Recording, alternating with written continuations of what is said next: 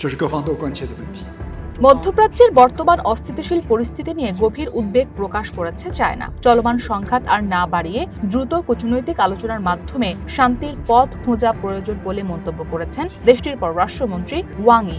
বলেন, এই যুদ্ধ পুরো অঞ্চলের স্থিতিশীলতার জন্য হুমকি স্বরূপ। 地区各国自主 স্থানীয় সময় রবিবার বেইজিংয়ে এক সংবাদ সম্মেলনে পররাষ্ট্রমন্ত্রী ওয়াং ই বলেন, মধ্যপ্রাচ্য সংঘাত যাতে আঞ্চলিক সীমা পেরিয়ে বৈশ্বিক সংকটে রূপ না নেয়। উত্তেজনা বৃদ্ধি করলে এর প্রভাব শুধু মধ্যপ্রাচ্যে সীমাবদ্ধ থাকবে না, বরং বিশ্ব রাজনীতিতেও প্রভাব ফেলবে বলে সতর্ক করেন তিনি।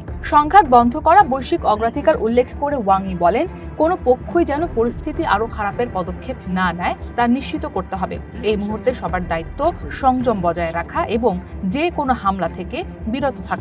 中国都愿意同 এ সময় সক্রিয় কূটনৈতিক উদ্যোগ গ্রহণ করে সকল পক্ষকে আলোচনার টেবিলে ফেরাতে আন্তর্জাতিক সম্প্রদায়ের প্রতি আহ্বান জানান চায়নার পররাষ্ট্রমন্ত্রী। এছাড়া বিভিন্ন রাষ্ট্রকে অপ্রয়োজনীয় উস্কানি এড়িয়ে চলতে সতর্ক করে বেইজিং। বিশ্ব শান্তি রক্ষায় প্রতিশ্রুতি পুনর্ব্যক্ত করে মধ্যপ্রাচ্যে শান্তি ফিরিয়ে আনতে কূটনৈতিক আলোচনার উপর সর্বোচ্চ গুরুত্ব দিচ্ছে দেশটি।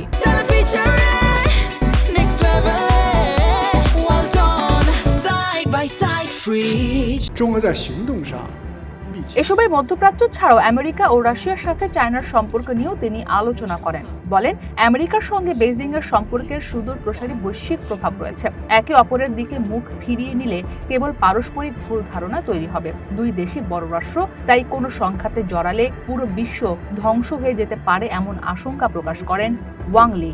পারস্পরিক শ্রদ্ধার চেতনায় প্রতিশ্রুতিবদ্ধ হয়ে শান্তিপূর্ণ সহাবস্থানের মূলনীতি ধরে রেখে সহযোগিতার প্রচেষ্টা সম্ভব বলে মনে করে চায়না।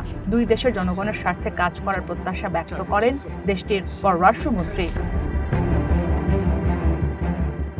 আমেরিকা ছাড়াও রাশিয়ার সাথে সম্পর্ক প্রসঙ্গে লি বলেন, বর্তমান পরিবর্তনশীল এবং অস্থির বিশ্বে সকল প্রতিকূলতার বিরুদ্ধে পাথরের মতো দৃঢ় অবস্থায় রয়েছে দুই দেশের সম্পর্ক।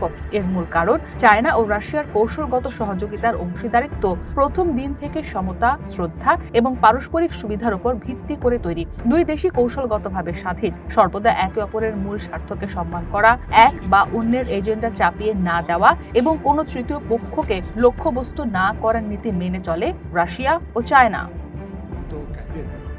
প্রায় ৮০ বছর আগে দ্বিতীয় বিশ্বযুদ্ধ পরবর্তী আন্তর্জাতিক ব্যবস্থা গড়ে তুলতে যৌথভাবে অবদান রাখে রাশিয়া ও চায়না।